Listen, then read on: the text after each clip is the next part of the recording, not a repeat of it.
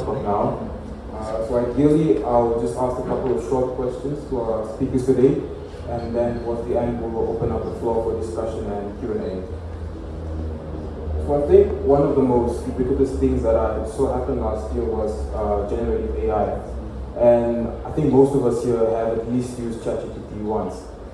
And recently, at the beginning of the year, I saw that OpenAI, which is a developer of ChatGPT, released a new model called Sonoma. So basically, it's a model whereby you type in a text, something as crazy as a flying tiger with wings on its back, flying over chocolate-covered mountains, and then within 10 seconds, you'll have an output of depending on which format you choose, but let's say you have a video that showcases what you actually typed in. And I think the crazy thing is how accurate it is, no matter what description you put in. And that just goes to show how fast the technology has developed and how quickly it can develop. And I think that would then ultimately also decrease the need for VFX artists or video editors if someone can simply just type what they want to visualize and within 10, 15 seconds they get that. And again, in this realm of AI, I saw a startup called Cognition released a model called Devon AI. So basically, this was the world's first autonomous AI software engineer, which can handle entire software engineering projects just by itself. So then already you see that threat of jobs becoming obsolete, functions within companies also becoming obsolete.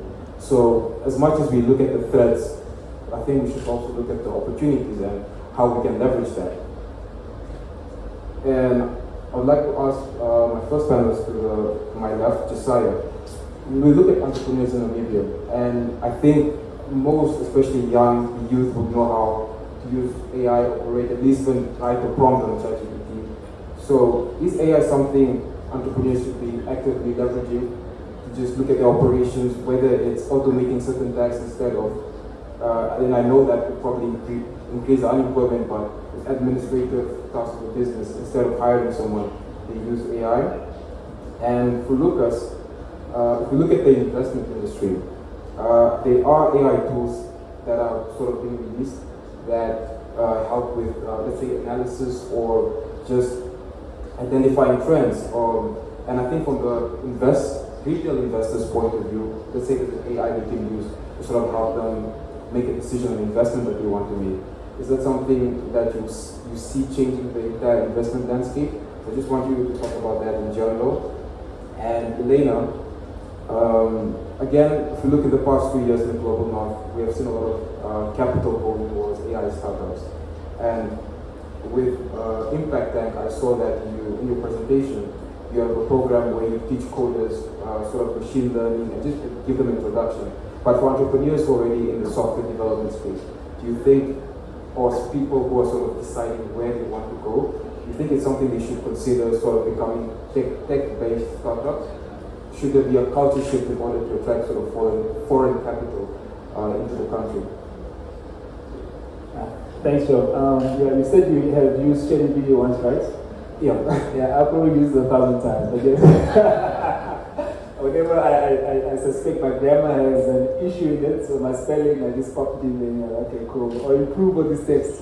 It's my favorite. But anyways, look, when it comes to entrepreneurship and AI, I think it's quite important. I think when it first started out last year, I think it just kind of just read it out. I mean, just to speak this gentleman's language, if we look last year, when we look at the global indices, when we look at developed markets, for instance, right, we look at an index called basically MSCI World, right, and it performed exceptionally well. But if you look under it, there's another index, basically for US investors, tech investors mostly called the S&P 500, and I think that really pushed up the kind of markets a lot, meaning that there's a lot of money investors are willing to put into businesses that are AI driven, right? Even though right now many of them are not profitable. Right now, let's bring it back to Namibia, right?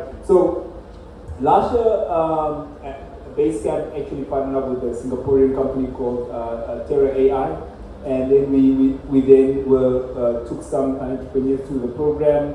And then and then we also at the end of the day end up partnering with Gondwana with the hopes that one would develop a tourism AI-driven solution for Namibia. All right. And when we went to Gondwana, it's quite interesting that they actually had already adopted AI. So basically, you go to the page. You can actually use AI to book some travels already. You can also answer some questions for you. So there has been adoption already in AI in Namibian corporates as well. But there's a huge opportunity for Namibian businesses to get involved in it. I've also worked with 2 or 3 other entrepreneurs who are really using AI to build businesses and such.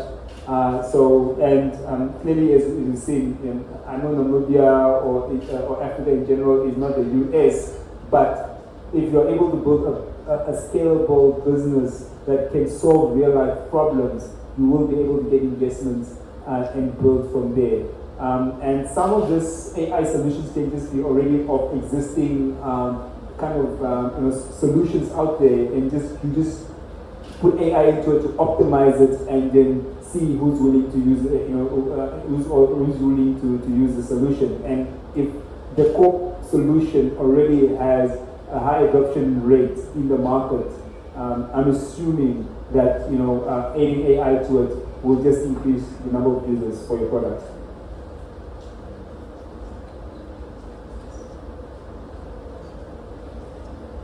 Yeah, thanks for the question, Joe. So I also don't really use AI that much. I've used it here and there. Actually, I tried to use it for the presentation to generate a picture or something. And then it took me to a Discord, and I had to pay for a subscription, and I was like, no. But I think on our side, so obviously I work in the private equity space, so I'm not sure how it would work in the listed investor space. But on our side, we are definitely considering adopting AI technologies, or we have already started adopting AI technology, or at least machine learning technologies. On the one side, so private equity, maybe just to give you guys a quick run through is, people will come to us with business ideas or projects, and they'll come with business plans and financial models and whatnot, and they'll say, oh, I need $100 million, not $1 million, and we essentially try and understand that business, and we try and dissect all that information as quickly as possible so that we can make a decision on whether to proceed. So that involves like agreements, and it involves like Excel files and that sort of thing, and dealing with a lot of data. A lot of the times it's new businesses that you don't really understand, so like tech companies and with all these like very specific technical terms, and you're just a finance guy, but you're sort of supposed to make sense of it. And we're using AI, at least at IZG, I keep saying IZG a lot, but we're using AI at IZG to essentially, speed up that process. So we'll run the large language models with other models like GPT, and use them to essentially summarize agreements and say what are the key risks, what are the key clauses in this agreement, things to look out for, questions to ask the entrepreneur. So this is also not being so successful, but I think when things improve, we'll start using it more. But essentially, we want to start using these models to plug in Excel files and say, summarize these financials and give us this calculations of what they look like, what are the risks, what are the major assumptions, and then we can start testing those and looking at the model. We also want to use it also to test things like model integrity, like does this model actually make accounting sense, or is it like double counting the thing or whatever? And then the other one is also due diligences. Oftentimes we spend a lot of time just doing like KYC on the clients that come to us, trying to understand who's in the organization, what's the structure, and essentially are there any risks associated with it. So at least on our side we use that a lot. But I know definitely as these AI tools start becoming more advanced, and we start being able to do more sort of advanced things, you'll start seeing it used across the investment space, because business is technically, or usually it's about making quick decisions and gathering insights very quickly. And when you can write the report very quickly and summarize, essentially, Bank of Namibia put out this economic report, summarize it for me, and then put it in a template form and whatever, and then we just read through and check that everything makes sense. It speeds up your investment analysis, but also your investment research process. So yeah, that's definitely something that people will lose jobs. But I mean, at the end of the day, I think it will come at the benefit of being able to serve clients quicker and faster and potentially at lower costs as well. But yeah, that also, I mean, that creates opportunities as well, because with AI, there's a greater need for programming skills, so Python, understanding how to, code in C#, whatever, and that is maybe a signal to investment professionals and, to think about, can I brush up on my data analysis or my programming skills and, prepare myself for this new revolution. I think, is it the fifth industrial, one of those? Yeah, fourth one. Prepare myself for that revolution. Okay, but before you just hand it to Olivia, I just want to ask, I think one of the concerns with AI at times could be the inaccurate responses that you get from ChatGPT, as well as the issue on data. So how would you handle that if you have to sort of have an AI program run on a company data that might be protected? Yeah, so I think that's why you have to spend a lot of time reviewing the information. So you sort of have to first understand the structure of it, and also don't just feed it, say for example, a whole agreement, feed it like sections of it so you know exactly where it's pulling information from, so you can compare and say, cool, it gave me the summary. Now I don't have to retype the whole thing. Like I just read through the summary and compare with it and say, does it make sense, does it not, and then essentially like speed on through my whole process. But essentially it will be a lot of review, because we also understand that it gives a lot of like false flags or whatever.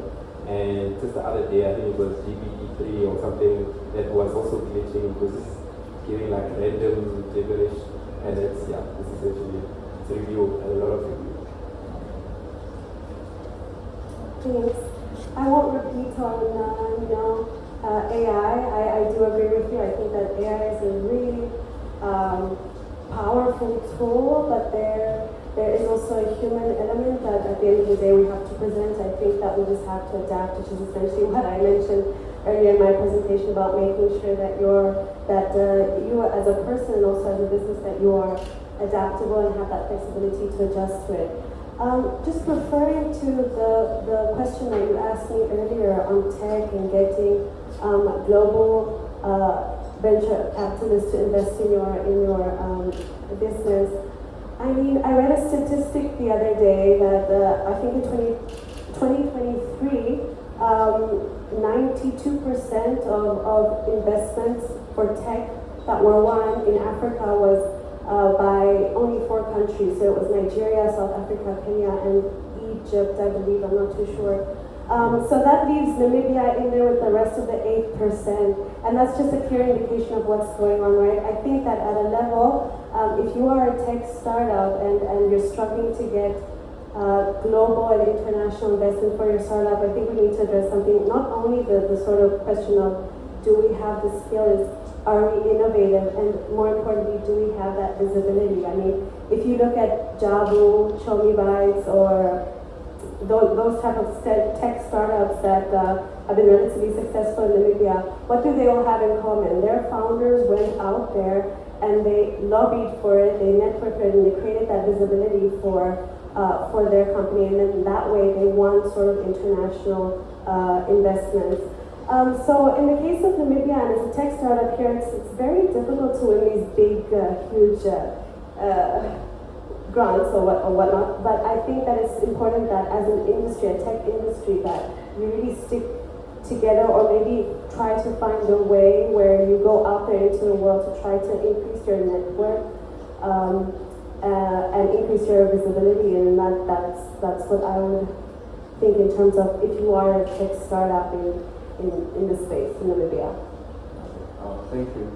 And I think in the presentation, you show that one of Impact's thematic areas is the blue economy.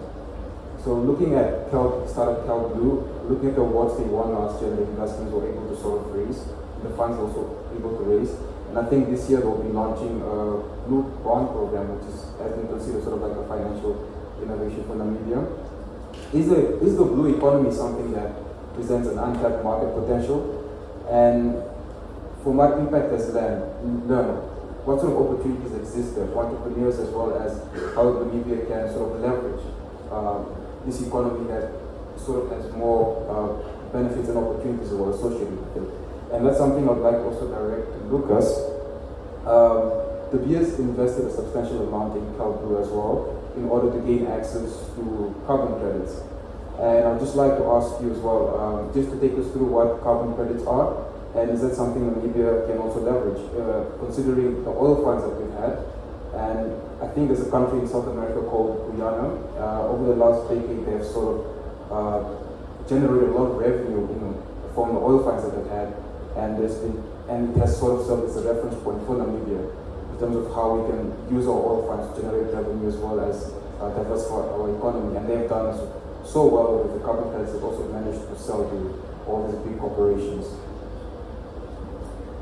On the blue economy, you're asking absolutely the right person, because I recently just took over the blue economy portfolio at Impact Tank, and we've done a lot of work and research on really trying to actually see if this is an untapped or a potential market for Namibia. So we started doing this by conducting a seascape analysis where we looked at Angola, Namibia, and South Africa, and we looked at the stakeholders that are in there and also the opportunities that are available. So my answer is absolutely yes. I think it's an untapped industry or market. Maybe I can just name a few of the opportunities that we really see in there. Obviously, starting with aquaculture, which is essentially kelp blue, seaweed, seagrass. We've learned a lot that we can really take advantage of aqua sports and ecotourism, as we've seen a lot in South Africa has been really successful with the aqua sports, and Angola has been quite successful with the ecotourism.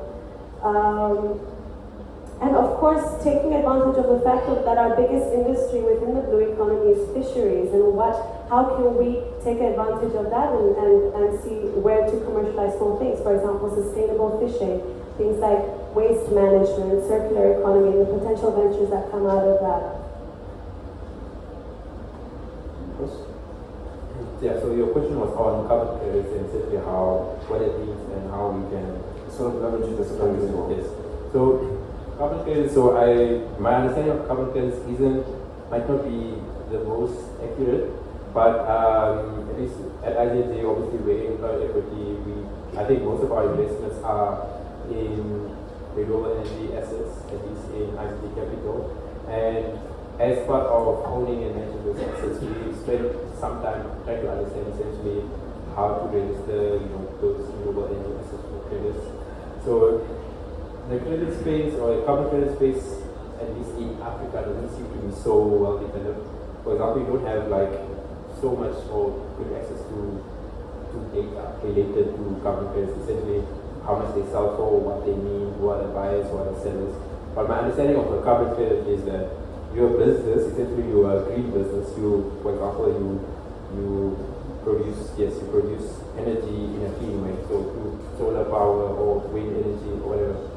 And you're essentially offsetting, obviously, carbon within your economy, right? You're not you're essentially producing more energy for people to use that then offsets their use of, say, coal or other non-renewable energy sources.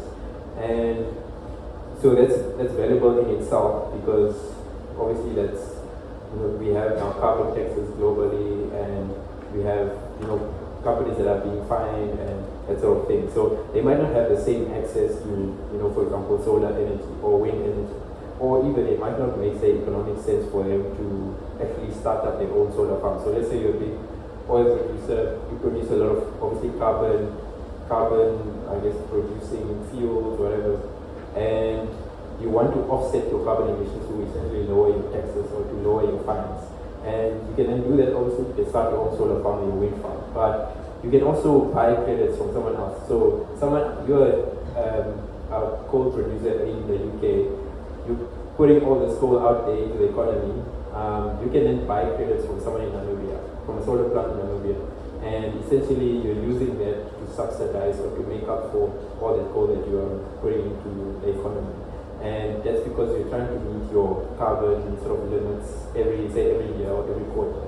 And in that way, you then essentially transferring money from the coal producers or from the non-renewable energy or carbon-intensive industries to the industries that are trying to mitigate carbon emissions and that sort of thing. So that's my understanding of it. And I mean, in SADC and in Namibia, it's a space that's gaining more attention. I think in South Africa, they're now working on a carbon exchange, sort of like the JSE, where then companies and businesses can exchange credits, and that really depends on your specific business. If your business is a good business that has sort of good attributes when it comes to like green efficiency, or I don't know the green terms, but like essentially it's a company that mitigates carbon emissions. You can market that on the carbon exchange that South Africa is working on, and essentially people can buy those credits, or carbon producers can buy those credits from. And if you're someone who wants to get into solar, renewable energy, wind energy, or even other sorts of renewable energy sources, it's a good opportunity for you to get into the carbon credit space. Thank you. While on the topic of energy, with the advent of oil and gas and all the renewable energy projects, I'd just like to ask Josiah for a sort of theoretical situation whereby we have an Namibian entrepreneur. Yes, he has some businesses on the side, reasonable experience, reasonable capital saved up, and he's looking to sort of capitalize on these new industries, or at least identify the opportunity in the value chain. So if I'm that entrepreneur and I have a choice between having my sort of small traditional business, revenues are not increasing, everything's a bit stable, or I can divest my resources to sort of learn on how this space will shape up, oil and gas, whether it's green hydrogen, and look for an opportunity where I can then take part in the value chain. What would you advise this entrepreneur to sort of go for? Continue with the sort of established business, or go for this new emerging industry? It's quite interesting. The hypothetical you gave there, we actually seen it on last year, right? We saw recently what happened with the setup of NBL, right? And then they have now invested into, I think, green hydrogen projects. But look, but let's take it smaller. It's a difficult scenario per se you're talking about, but I think if you're an entrepreneur right now and you want to get into, let's say, oil and gas, or let's say, green hydrogen, I think always important that you do your research, and secondly, also have upskill, right? Have the right technical capability, right? For myself, for instance, I've when in my younger years, I'm not that old by the way, I'm just saying when I was pretty young, right? I used to get into a lot of different businesses, but then I came to realize that the best business you can get into is a business you understand, and a business you can add value to. All right. So if you're in a certain situation, I would advise that learn what's going on in the oil and gas sector, upskill yourself. If you don't upskill yourself, upskill your staff members, right? And then then after you upskill yourself, did your research, then you can go ahead and and start investing and getting into that type of industry. Just don't jump into it, because it's number one, a very capital intensive industry, and number two, it seems like to get into it, sometimes you have to have the right sort of industry connections to get into. So invest into those, go to conferences, get to know the right people, and partner up with the right people in order for you to really build a business within that particular industry. Just to add to what Josiah is saying, because renewable energy space isn't impossible. Actually, it's not even that difficult to get into. Usually, to start a project, you just need a few things, and you need to find someone to buy your energy. You need to have some sort of MOU or agreement with them. If that's a large power user, so let's say it's a ShopRite wall or something, if you can get that agreement and you have land or some place to set up your solar or your sort of renewable energy installation, then you essentially have a project, and you don't even need to have money for it, because investors will easily put money into it. It's bankable. So your project needs to be bankable, it needs to be watertight in terms of its agreements, and it needs to have a credit-worthy or credible offtake, so a big shopping mall, for example, like Grove Mall or something. And once you have those few things, usually it's very easy to find funding. You go to a bank, your usual standard bank, RMB, they'll put in, get all the way up to 80%, and equity investors are also many out there. So you don't need to have capital, and they'll find your own shareholding in the business. So you don't even need to put money up to it, unless it's just that those initial funds for surveying and finding where's the right location, who's the right offtaker, finding the land, and sort of thing, selling those agreements, and that's it. So I'd say the key advice for this hypothetical entrepreneur would be networking intensively, as well as having a watertight business plan. Yes. To execute. Yeah. Okay. And I think, and I'll direct this question to Elena and Josiah. Last year, the Development Bank of Namibia announced that they'll be establishing a venture capital fund, and it will act sort of as an equity investor in SMEs.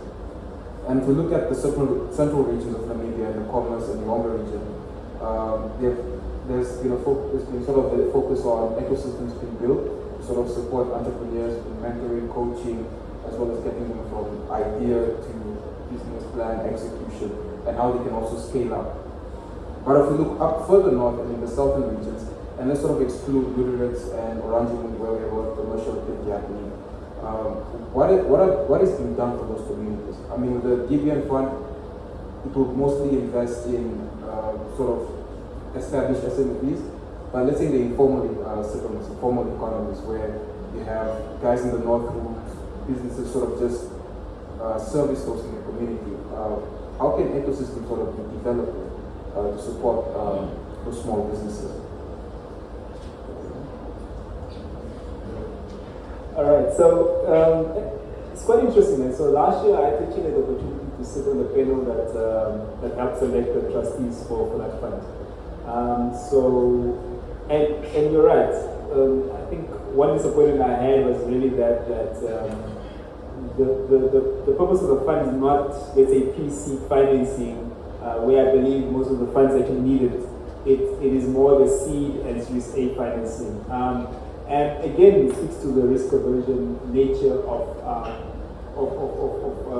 where we are right now as a country. I understand that the risk aversion comes from the fear of losing money, and such, and doing the wrong thing. So, but in terms of that, I mean, there does need to be a lot of effort put into if you really want to support, let's say, the entrepreneurs in the underserved areas, outside the large urban areas. I think there's a lot of mentorship needed, lots of entrepreneurship programs needed, a lot of innovative solutions really needed.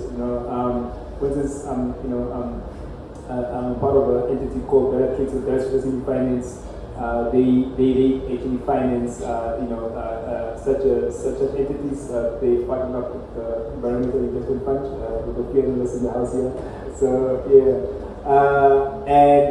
and they're really doing that. So they're trying to be innovative and to really work with community members. If you find that the community member has a great project but potentially lacks the right corporate governance, they assist with that. Where they need mentorship and coaching, they hire Bellatrix to do the work and such things of that nature. So I believe the fund needs to take such a model where it really looks to the needs of the communities outside, especially the underserved areas, and then they are able to finance that. Especially two things to me are there. Number one is the actual demand and offtake, for that, and also passionate and driven entrepreneurs. If you can work with those two things, any business can be built anyway.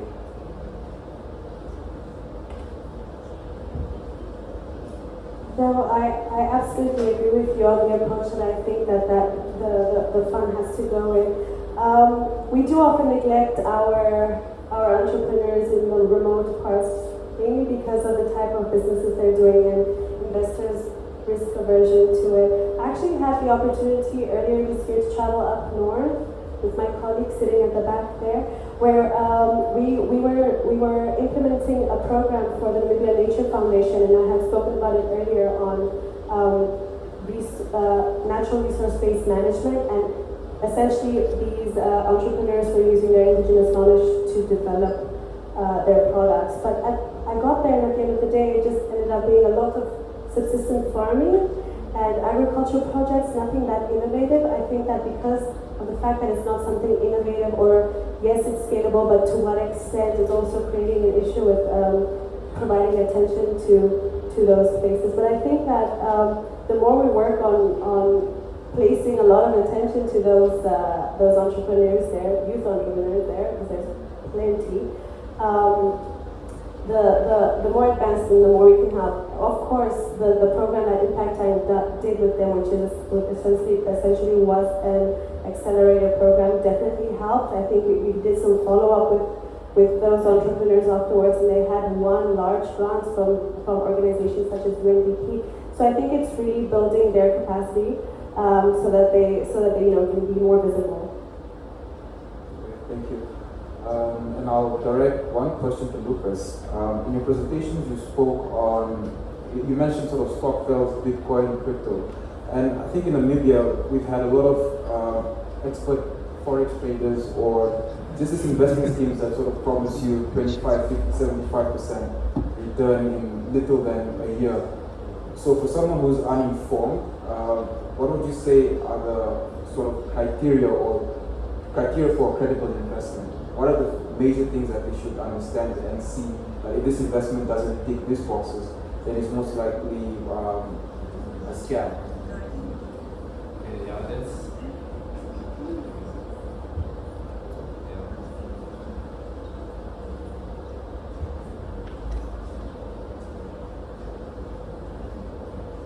Okay, yeah, I think it's a loaded question because it's a lot there, I think. It depends on what you need, what your unique needs as an investor are, but I think I would always start at the returns. Like, if something is offering, firstly, to double your money in a year, it's out of this world. In 1 year, just doubling your money from 100 to 200, it's already crazy. That's 100% return. You're not going to see that anywhere unless you're buying like a very specific companies and you happen to be lucky because something happened, or you're gambling or something. But investors are usually very happy to get a 20% return in a year. That's a very good return. But you tell that to someone on the street and they're like, just 20%. If I put my money in, if I bet that many will win this weekend, I can quadruple that money or something. And they're like, this is a scam, what. But I would start at the returns because any credible investment that offers returns that are, say, higher than 30% is still achievable, but it's like exceptional businesses. I know Cal Blue, for example, has very good returns, or at least in their investment plan have very good returns. But it's a very exceptional business, or like a startup. But anything, I will start at returns. Anything that offers over 20%, 30%, and that promises to be watertight, I would already start asking questions. And the other one is, who is actually running this? Do they have the skills to manage a business? Are they just someone on a WhatsApp group and saying, no, if you recruit this one, you might be able to. And it's just a web of people. I think you must already start asking questions there. And then I think if it's a business that say has a consumer sort of facing market, that sort of, something where, for example, selling products, that sort of thing, I would look at the risks there. Like if you're selling, for example, hair care products or like food products, what are your risk mitigants in there for like mitigating, say, the risk of food poisoning, or you bring out a product that's not good for the public. To be honest, I don't have.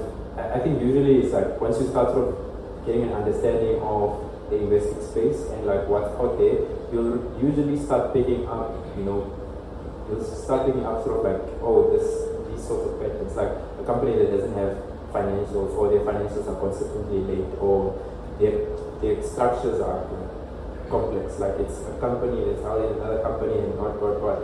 I think there are many questions that you have to ask there. So essentially, the business has to make sense, like, in layman's terms.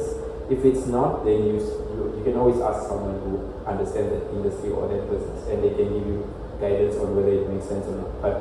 But yeah, I would start at returns. That's my number one thing. Okay. Yes, Ruthie? Okay.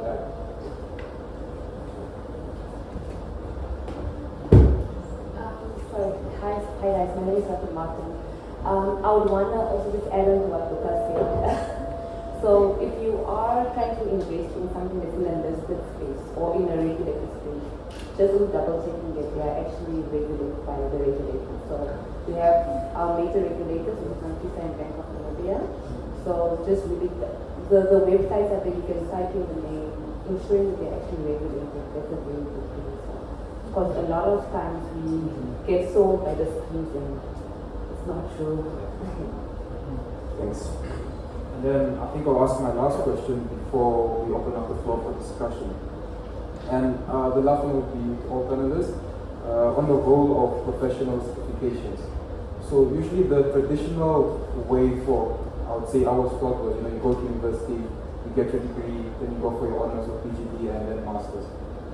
And if we look at the landscape of Namibia now, that isn't really cutting it anymore. And if I look at the investment industry, one certification that sort of puts you an edge above the rest would be sort of the CFA, the Chartered Financial Analyst, or KAYA. If we look at someone who's in the project management space, that would be the PMP, so the Project Management Professional Certificate. If I was an individual working in a tech startup, I'd say a certificate would be sort of Azure for software or CompTI. So for an individual who just recently graduated, do you take the traditional approach or do you go for the professional certification, considering the dynamics, the way the dynamic job market that we're facing nowadays, which requires a unique combination of skill sets? So I'd just like to have your thoughts on what you would advise the graduate, which is things that should take into account. Okay, I have the mic, so I can start. But I think fundamentally, you have to do something that you like, because when you're doing something that you like, you will develop a natural curiosity about that thing. You will start asking yourself questions around, oh, what about this and this? How can I try this? And I think it's sort of asking yourself that question around, do I actually enjoy this industry or this space that I do, or what do I enjoy about it and focusing on it. And I mean, you can go into the qualifications and say, yes, you want to set yourself apart, but I think it's about gaining knowledge primarily. It's about saying, I want to build up my skill set so I can be good at your job. I think people are tend to be very happy when they're good at their job, and other people recognize it and they're like, oh, this person is good at their job. And it's about saying, how can I be good at the things that I like to do? And qualifications can be important because obviously that's how you learn those extra things. Like the CFA obviously gives you a broad insight into like investments, economics, accounting, finance, like corporate finance stuff. Like, yeah, it's broad, but I think fundamentally it's about saying, I want to get good at my job and or get good at specific skill sets within my job, and yes, get the qualification and or go for the qualification and then maybe submit it and signals and says, this person, they say they really like this job, but they also have a master's in this thing, or they also have this CFA or the PMP or the Azure certification to show that they actually are good at this job. So that's my advice.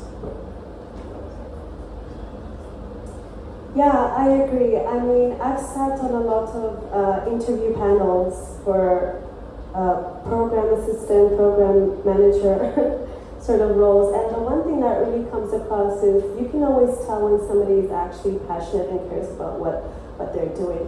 And realistically, in this day and age, it's true that they do have that filtering system when you do use your qualifications and your extra certificates, but at the end of the day, when you want to go into something, you really have to look at whether or not this is what you want to dedicate your time in. So I think it's a little bit of a blend of both things.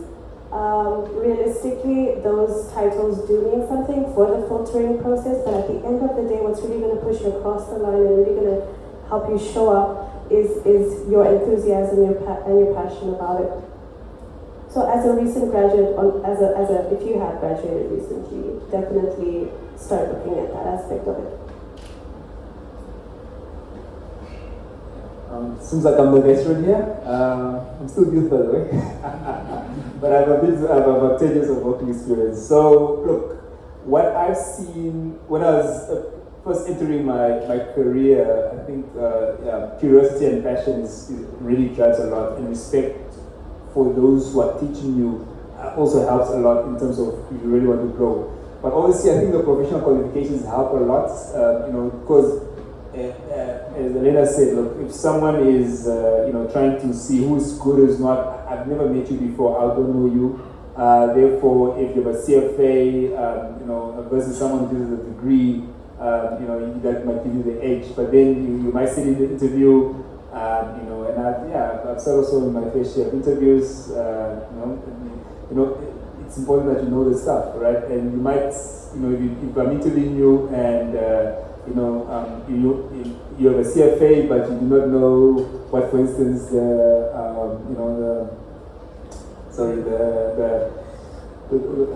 benchmark for MSCI World is, for instance, then I would sorry, it's a stupid joke, but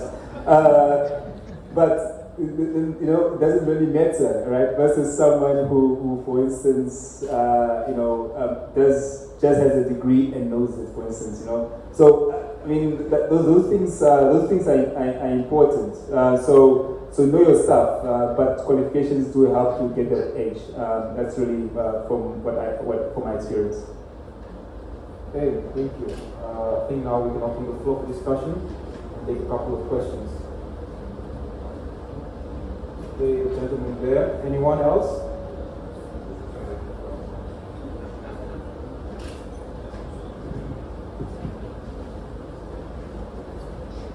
Good evening, everyone. My name is Sean Makali, and actually two questions. The first one is with reference to the gentleman that was just speaking something regarding what defines a good sort of investment opportunity, if I got it right. You mentioned about 20% and all that. My question is that mainly what, in this case now, obviously, with reference to DPA, for instance, if one has to apply for any investment opportunities that are given, what sort of guideline do they sort of like look at? And the other question that I wanted to sort of get is also just with reference to, is there any sort of model, or let's say an example, be it for a graduate that was maybe funded by DPN, and what aspects did DPN put in consideration to define such a project to be a good investment opportunity, and what can other young fellow Namibian individuals are trying to enter the business market learn from that to sort of modify their models that they currently have. And also the last question that I also just want to ask is, I'm in the know of certain people that are, that will apply for certain opportunities and all that, and they find themselves in a case whereby your idea is being taken, or you find that you are, you're turned down, but then eventually you get to find out about a similar sort of tender that you have applied with the, documentation that you have and all that. What safety mechanism, are there, and do we have any guarantee from, institutions like DBN, for instance, from, such cases from, happening? Thanks. Okay, so if I just got your questions right, the first one was for guideline on one should use for investment opportunity, and then the second one was what sort of criteria DBN has for funding certain projects, as well as do they really protect your solution for your idea or your project. An example as well. So it's what you should spot for good investment. Yes, Guidelines. So I would look through the business plan. So with every investment, there are returns, but there's also a risk element to it. And I think it's about fundamentally understanding where the risks lie. So if it's a government bond, people generally think of government bonds as the safest investments that you can make, because the government can always print money to pay you back. But even with that, there is a risk that even a government can default on their bonds, for example. So it's about understanding, that kind of investment that you're making, what are the actual, risk return metrics for the return that you're getting. Is it a good risk-adjusted return? So, yes, something might offer you a 50% return, but it might also, that your initial investment might also just drop to zero. So I think it's about understanding that risk versus return relationship. If it's an investment, for example, in a startup or like a small business, and they're offering you, one business is offering you collateral and say, yes, if we default on this, maybe you're providing the business with debt, we default on this debt, we can take control of our assets or whatever, versus another business is not offering you that. Obviously, the first offers you some sort of security, so it's also looking at what is there to secure your investment. So if you have any collateral or any recourse against, whatever you're investing in. If it's a stock, obviously, if the stock is the stock, then it will go up and down and whatever, the company might go bust. But if it's something else, like in a private equity investment, usually there will be some security package that is not following. Say the investor put money inside, or they have a guarantee from some other lending institution, something like that. So I would look at that risk versus return relationship and really analyze it and say, and ask myself many questions about how can it go wrong. And if you're dealing with forex traders, I just want to say don't deal with forex traders. I think, when it comes to a business, if you have a solid market, you have off-takers, ideally those are the two things that any investor will look at. Doesn't matter debt, equity, before they look at, okay, some of them obviously require collateral, but let's say they're dealing with the equity investor, potentially not. And you have a solid team, and such, you're solving a real world problem. Those are things you should consider. I think another area I wanted to touch on was the issue of stealing of ideas, right? So, in my opinion at least, an idea is just that, it's an idea. And we all have ideas and such. But it's really in the execution that's really important. So, we have, let's say, we have banks, we have, all of them all of them offer the similar services. And they're competing, they're all making money. But I'm sure that lots of people have ideas to start a bank, but they're not, successful today. I also work in the asset management world with different asset managers, do different things, but there's also people who have ideas to start them, but they never execute on it. That's what point being is, an idea is just that. But if you're really scared that your idea will get stolen, you can always go to BIPA and register intellectual property, with them, intellectual property with them, and then get your idea to that specificity. Because it's a general one, you probably won't get registered, but it's very specific, very unique. Then you can get that, that protection, and then you can then take legal action against whoever stole your idea in the court of law. Before we take the next question, I think I just want to add on Lucas' point. I think FNB recently launched ETNs, so exchange traded notes, where they allow you to invest in sort of global companies, but at a fraction of a cost. So let's say if you were to buy one Apple share that's around about 3,000 plus, I think it's 180, 160 USD, but now you can sort of buy a fraction of that stock for sort of $50 million. So for someone hearing that, let's say I have 1,000 to invest. Just hypothetically, what sort of return can you expect in a 3-year period? So my experience with the ETN, so I read the pamphlet on one of my colleagues recently, and I saw it going at it. I have a rough idea of what it entails. But an ETN essentially stands for an exchange traded note. So it's essentially a derivative that derives its price from an underlying asset. So the underlying asset might be an Apple share, for example. So the Apple share increases, that ETN's price will increase as well. And essentially, you can think of it as a fund that's sitting in Namibia, and essentially that fund, investors say they buy 10 ETNs, 50 ETNs, and Apple shares.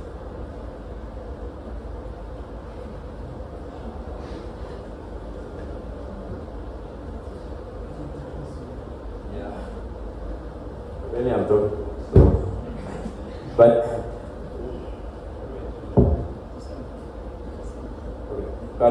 essentially, yes, it's essentially, you can think of it as a fund where that fund buys those assets directly, say on the New York Stock Exchange, and then when you then trade out of that fund, essentially they also will replicate those trades then on the stock exchange. So you get the same exposure to Apple shares, but obviously that fund will take some fees, or they have management fees on those ETNs. So I think if I remember correctly, and I think you guys have to do your own research for that. I'll definitely not be. I'm not speaking from, like, I don't have the number, right? But I think it's a 3% management fee. So if Apple shares, for example, go up by 10% in a year, then you can expect at least 3% off of that. So you'll earn, say, 7% return on equity. I think that's my understanding. And then there's obviously also tracking error in it. So the fund obviously tries to match 1-for-1 every move in the Apple shares and tries to match that with the number of ETNs that it has. But there's a tracking error in there. They might be a bit too slow, they might be a bit too fast, and so there might be some error there. So you can expect sort of to get the same exposure to, say, Apple shares as the ETN, but obviously there'll be fees in there and whatnot. But it's a good product because obviously it allows you to get that same exposure. I think an Apple share now is, I don't know what the current stock price is, 100 and something. I don't know, I'm gonna guess. Let's say it's 130 US dollars, which converted to Namibian dollars is like 2,500 something, which is a lot of money just for one share. But you can buy ETNs through FNB, and I think they're listed on the stock exchange, so you can buy them through brokers. I won't mention IJG, but like brokers in Namibia. Brokers in Namibia, and you can buy one ETN and exchange traded note for 10 Namibian dollars. And yes, that gives you a fraction of I don't know, $10 out of 2,500. I don't know, it's a small percent, but it gives you an exposure to an Apple share. And what you're looking for as an investor is just the percentage moves and the percentage declines, that exposure to those Apple share returns. Okay, I can take this as well. So basically, in my professional opinion, right, and I spent many years in investment consulting as well, I would not advise someone to go out there and just buy shares randomly, right? Unless you rather trust an investment professional to go and buy shares on your behalf. And there's a lot of various asset managers out there, that can actually buy. But obviously, if you really have done your research, then you can definitely do that. So that's what I'm saying. And ideally, do not buy a share, rather buy a portfolio. Again, that's just a piece of advice from my end. And in terms of return expectations, right? I don't know if we all know the difference between the various asset classes. We look at cash all the way to, let's say, to private equity. They all have different risk profiles. So cash typically is the lowest cash profile, as a risk profile, therefore to offer you the lowest return. And then you go to private equity, it has the highest volatility or risk, in other words, and typically it will offer you a higher return. And you can, obviously there's also now where we find our bonds, which offer better than cash. We use our listed assets, which are also offer better than cash as well. So depending on your risk profile and where appetite is at, that's typically where you buy. But typically the lower the risk, the lower return, the higher the risk, the higher return, but also the higher the volatility, meaning the higher your risk of actually, let's say, losing your investments to a certain extent. Are there any more questions from the floor? Okay, we have 3. Okay, I think we can take 2 more questions due to time.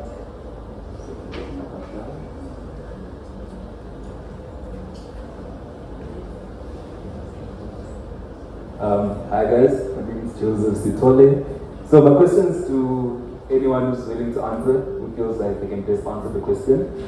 So I think the thing that we spoke about the most, the thing that you guys really highlighted on was being very informed about the decision that we're going to make, do research, and you also spoke about a lot of people, or she actually mentioned a lot of people getting stuck or getting scammed by Ponzi schemes or these forex investors. So my question is now, in terms of like financial literacy, what initiatives or educational programs do you believe are most effective in empowering people to make more informed in decisions. I mean, there has to be something that, can help you. There has to be, an app or someone on YouTube or just any resource to be able to give you that type of information. I think just the second question, okay, so here we go. Okay, so I think so I'll answer and then we'll take the question. But so I think the Young Investment Professionals Club. You have professionals from across Namibia's industry working in different investment management firms, and they can give you guidance. You can ask questions there. We also share books, like interesting books, investment books. My favorite resource, or the one that got me into investments, was Investopedia. It's very good because it's very wide, it's very broad in the information that it gives you. But Investopedia also has this trading simulator where you can actually trade stuff. You can trade not only stocks, but you can also trade, obviously other derivatives that are listed, and also options. So options are like a derivative. It's very interesting. I think that's what got me the most into investing. But Investopedia is very good because it gives you a good understanding, like in layman's terms, on the different parts of investing and like investment terms and that sort of thing. So I would recommend that. But Easy Equities is also good because I think Easy Equities places a lot of emphasis on education and trying to get people to understand investing, and they also try and make investing fun. I don't know if you've been on the Easy Equities website, but it's very colorful. There are a lot of like nice charts and buttons that you can click. So like I think it's a really good platform, and I actually met the founder of Easy Equities once, and we spoke. At the time I was at UCD, and I was the chairperson of the UPSIP Society at UCD, which is the Association of Black Securities and Investment Professionals. And we hosted them for an event, and he talked us through the platform. And I mean, they're really changing the game. So I feel like more young people should get into investing through that platform. Good evening, everyone. My name is Matthew Shibute. My question is, what advice or recommendation would you give to businesses or let's say startups in the changing climate when it comes to investment, as Namibia is being grey listed as a country? What alternatives or measures can small startups or businesses take because of the landscape that is changing for the junk status that we have put Namibia on?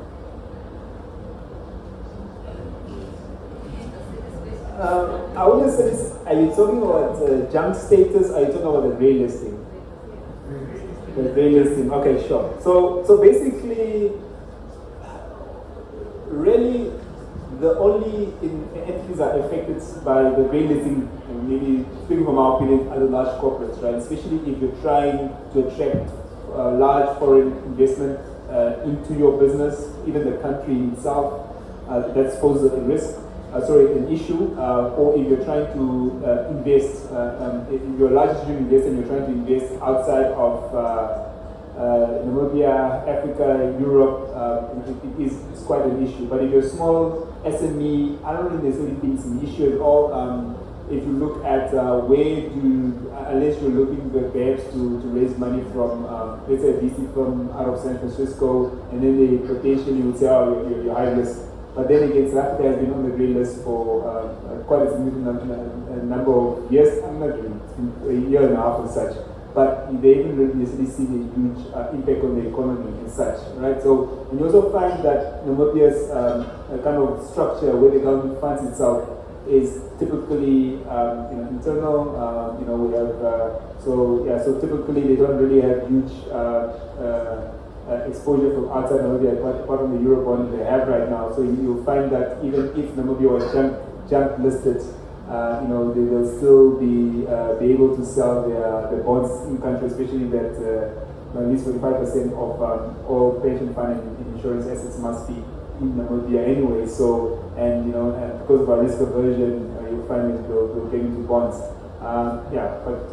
But if you're a small SME looking for money from, let's say, a local venture capital firm or the banks, our credit rating won't really affect that too much.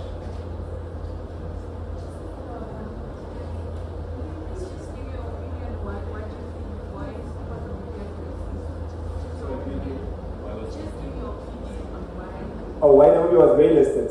So basically what happens is there's this financial action task force, and then basically it really started around the issue of, obviously the West wanted to clamp down on terrorist financing as well as anti-money laundering, right?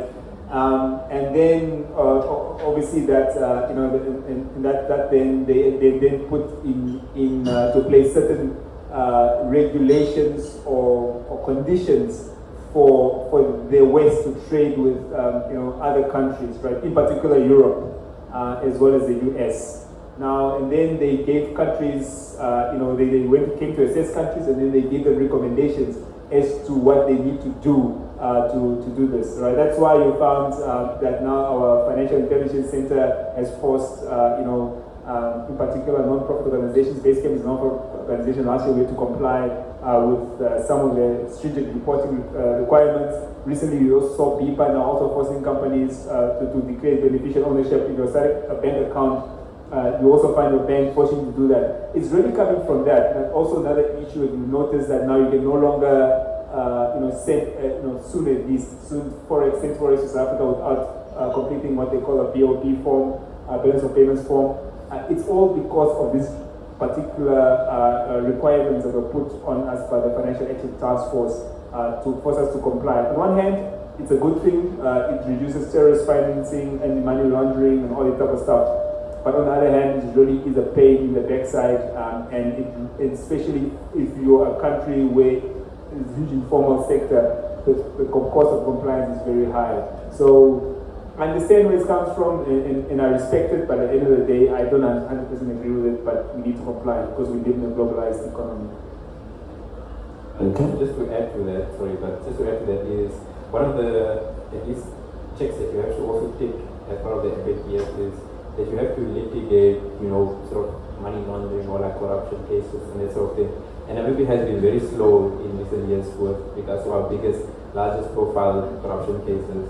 And that is actually carries a big weight in terms of why we would greenlist it, is because we are not progressing with these corruption cases, which might mean that we are aiding and abetting, money laundering and, these sorts of illicit funds flows and that sort of thing. Okay. Good evening, everybody. My name is Jason Shikomba. My question is more or less a little segue into sustainability. I think my question to Josiah is, from your working experience with Basecamp and Bellatrix, have you experienced any ESG compliance framework, or do you guys look at any of those type of frameworks in terms of investor appeal? Yeah, it depends. So Bellatrix does two things. One hand, we do procurement financing, so mostly supply and delivery contracts, mostly from government and as well as other reputable large companies. There, we don't really look at ESG. We just look at is the good profit margin, is the off-taker credible, and so it goes. But then there's another financing arm where we do impact green financing. Yes, there we look at sustainability of the business. We only finance businesses that are basically improving, the community or the environment and such. Obviously, governance is quite important. We make sure that any business we invest into has a proper governance framework as well. So, and more you'll find that sustainability is quite important. You'll find that especially when you go to larger investors, they want to make sure that you take those ESG, in the ESG checklists and such. And obviously we also force to a certain extent to comply with a certain ESG framework, and obviously it's also good for us because it also would allow us to gain additional investors into our funds in the long run. Okay, so I think it's starting to bring the event to a close. And I think one thing that stood out to me from the work that Basecamp has done, the work that YP has done is going to continue doing as well as impact, is that for the youth there are opportunities to really not only empower yourself, but how you can also empower others with information, knowledge sharing, access to opportunities, or if anyone has a business or a startup, and different organizations that sort of can help them scale or refine their ideas or execution of ideas that they might have. And going forward, I think it's something we as a youth have to make sure we foster this culture of not only being at the forefront, but being innovative and also just making sure we capitalize on the opportunities that we sort of have in Namibia. So with that being said, I would like to wish you all a pleasant evening ahead. Thank you.